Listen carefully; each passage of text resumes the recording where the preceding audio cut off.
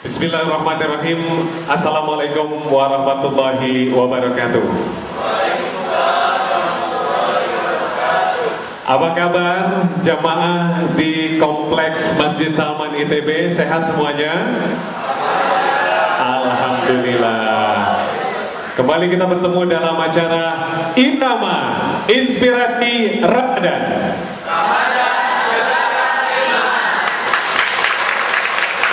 Terima kasih untuk semua jamaah, teman-teman mahasiswa, segenap sivitas akademika, dan juga untuk seluruh jamaah Masjid Salman ITB. Kembali, Irama Inspirasi Ramadan, Ramadan Segarkan Iman, kami siarkan langsung dari Kompleks Masjid Salman ITB. Acara ini kami siarkan selama Ramadan dengan tujuan untuk bisa menambah keimanan sekaligus pengetahuan kita mengenai Islam.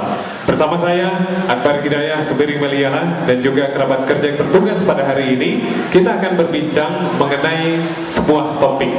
Topik yang akan kita bahas, motivasi diri dengan Al-Quran.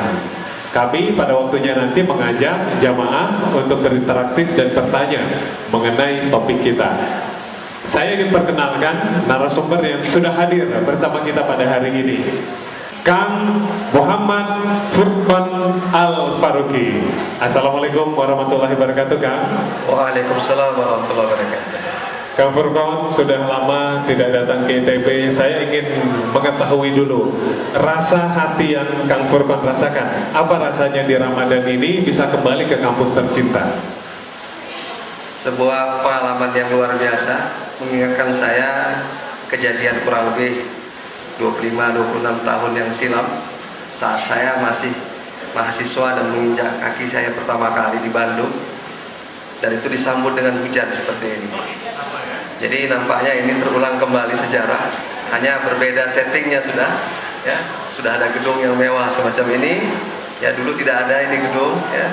Kita hanya beraktivitas di gedung kayu ini namanya. Jadi alhamdulillah Allah kembali menghadirkan saya kemari. Ini juga pasti karena karunia Allah, karena saya juga ternyata diberi Allah juga kesempatan untuk hadir di sini. Alhamdulillah, Kang Furqan ini banyak sekali amanah-amanah yang sudah diemban. Salah satunya juga dulu pada masa pemerintahan Presiden B.J. Habibie sempat diangkat sebagai tenaga ahli Menteri Koperasi dan UKM. Dan saat ini banyak menulis buku-buku mengenai Islam. Buku terakhir Kang Furqan yang akan tulis ini mengenai apa nih? Baik, sebenarnya kalau artikel banyak sekali ya.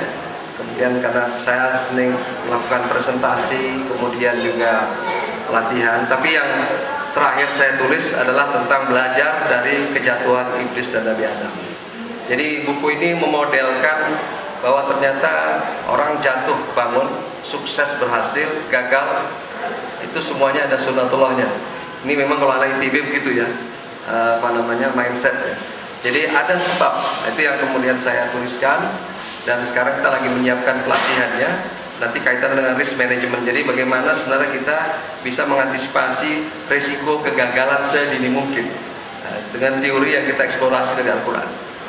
Ya, baik, terima kasih Kang Furqan. Topik yang akan kita bahas mengenai motivasi diri dengan Al-Quran. Saya juga melihat Kang Furqan menulis beberapa buku, salah satunya adalah Latihan Merasakan Getaran Bacaan Al-Quran. Jadi buku ini bermaksud bagaimana ketika kita mendengar atau membaca Al-Quran, kita merasakan getaran dan mungkin bisa menangis begitu ya, karena mengalami makna yang begitu dalam. Pertanyaan saya Kang Furqan, apakah benar kalau kita membaca Al-Quran, keimanan kita akan meningkat dan motivasi kita juga meningkat dalam beribadah? Ya, ini pengalaman pribadi sebenarnya bahkan.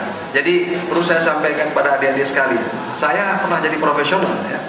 Jadi saya pernah alhamdulillah diamanai Allah memimpin perusahaan asing ya, sepulang saya dari Australia. Kemudian saya pernah tadi ditarik sebagai tenaga ahli menteri.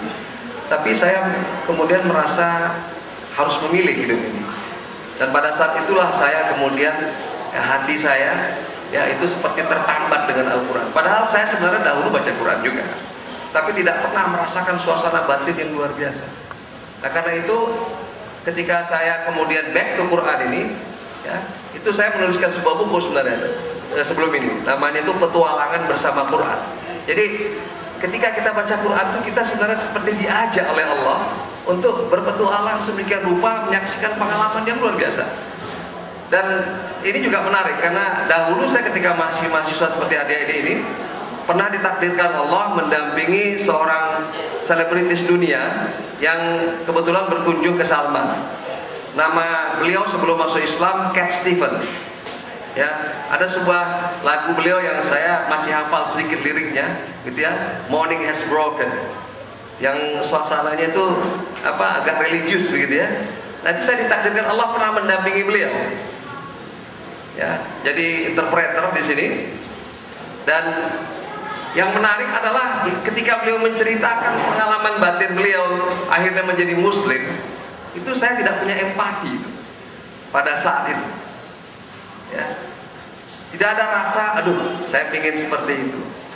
Baru setelah saya back to Quran kira-kira 2001-2002, setelah saya jadi profesional udah kemana-mana, nah disitulah saya merasakan, oh selama ini rupanya ada yang hilang dalam hidup ini, ya. Selama ini kita membaca Quran tidak menyertakan hati kita, tidak menghadirkan diri kita, sehingga kita tidak merasakan apa-apa dengan Quran. Nah, itu akhirnya alhamdulillah berdasarkan kemudian pengalaman itu saya mencoba mengeksplorasi apakah peristiwa tersentuhnya, termotivasinya orang dengan Quran ini adalah peristiwa yang sifatnya hanya dialami oleh beberapa orang saja, seperti misalnya kalau para sahabat itu contoh yang paling populer adalah Umar bin Al-Khattab radhiyallahu anhu, ya, bagaimana ketika beliau itu membaca lembaran mushaf Quran yang terjatuh, jadi nggak sengaja, ya, surah Toha itu, A'udzu billahi minasyaitonir rajim.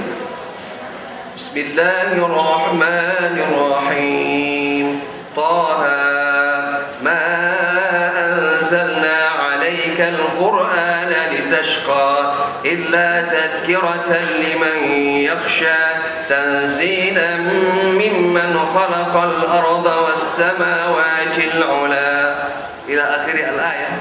Itu langsung jatuh, ya, Umar itu. Dan itu terus terang dulu saya tidak merasa berempati, biasa aja ketika saya baca cerita. Baru setelah kita mengalami langsung, pasti kadarnya tidak seperti Umar lah, ya. Ya, kita paling getarannya cuma sedikit kan, tapi luar biasa. Nah itulah yang menyebabkan saya kemudian akhirnya back to Quran dan fokus menekuni dakwah Al-Quran sejak itu.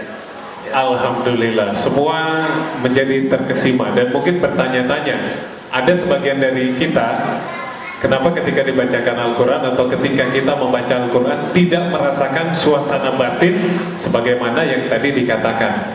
Pemirsa dan juga jamaah jangan kemana-mana, karena setelah ini irama inspirasi Ramadan, Ramadan segarkan iman akan segera kembali.